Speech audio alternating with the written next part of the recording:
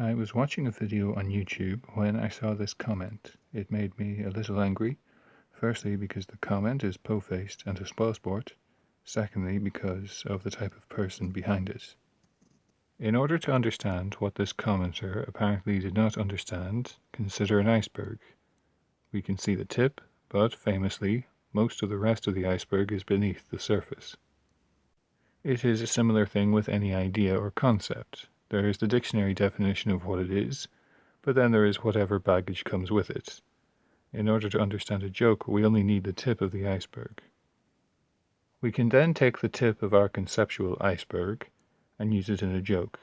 There are many variations, but 3 could be the following. Using different ideas to produce new meaning. John Cleese gave a talk on creativity around 1991 where he discussed this. It could also be a crass juxtaposition of incongruous ideas. Or it could also be like a logical conjuring trick or illusion. And there are many examples of each of these and many other variations besides. In the case of the video and the comment that I saw, we are looking at absurd incongruity. It is absurd because it is Adolf Hitler. Like that whole Third Reich thing was just a front for who he really is, some guy who knows about anime conventions, with all the other weebs and autists. It would not be so funny if it was not somebody as unlikely or as impossible as Adolf Hitler. Of course, the joke is only funny if we can appreciate why it is impossible for him to be at Comic-Con, why it is so incongruous. So who is he?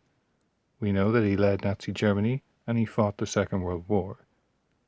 That's who he is, but underneath the surface, who was he then? What was the baggage? Well, the baggage is of course all the victims of him leading Nazi Germany and fighting the Second World War. The victims of Adolf Hitler and what happened to them is no laughing matter. It isn't funny, and not something about which we should joke. But when we make something into a joke, we remove it from reality. The baggage of Adolf Hitler, his victims, are the reality, and why he is such a serious thing to consider. But a joke is where we go to escape reality.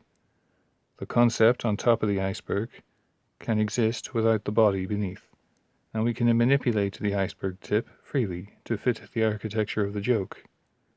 The joke does not need the body, so we don't include it, and we don't laugh at it.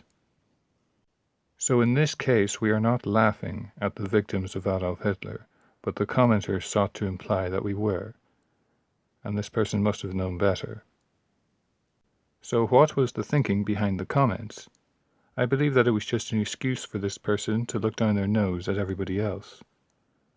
I find the joke funny, and do not appreciate being looked down upon. If anything, I should look down on this person for not getting the joke, and that was the first wave of anger that I felt.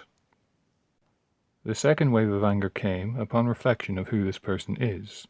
Who is the man behind the logic? It was not necessary for him to leave this comment in the first place, but he went out of his way to do it. He went out of his way to put himself above everyone else. Such men are dangerous. Such people will do anything to be seen to be good, which in practice means they'll do anything that the regime tells them to do, and we know from history what regimes tell people to do. All this woke stuff of the last 15 years or so has given us plenty of examples. How many Trump supporters have been shot at this point? I can think of at least 2. This is all done by people desperate to be seen to be good. The worse they treat the regime's enemies, the better they feel. The thing is, though, that regimes change. Eventually, people like us will be the regime, and these same people will be our most loyal soldiers, just as they are the current regime's most loyal soldiers. But only if we let them. I do not think that we should let them, and I think that we should keep a note now of who they are, so that we know them in future. For one thing, in future they will only turn on us eventually when the regime changes again, and for another we should not reward their current attitudes when it is within our gift to reward them.